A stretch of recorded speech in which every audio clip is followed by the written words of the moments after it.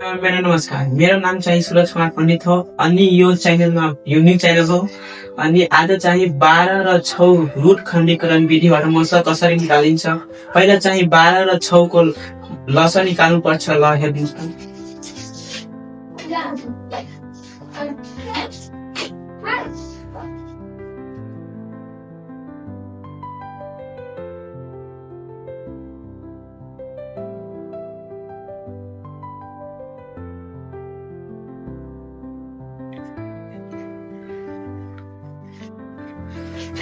यहाँ चाहिँ लसन निस्किसकेपछि यहाँ देख्नुपर्छ यहाँ जो लसन हुन्छ त्यहाँ अनि साझा यसमा साझा संख्या लेख्नुपर्छ। यहाँ साझा संख्या 2 र 3 छ।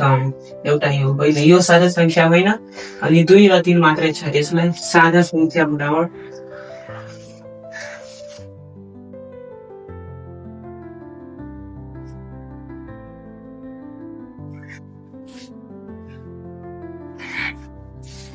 साझा संख्या बराबर 2 र 3 लाई गुणा गरी 6 लेख्नुपर्छ। यहाँ मसँग हुन्छ 6 अनि चाहिँ यसरी बनाउनु पर्छ। ल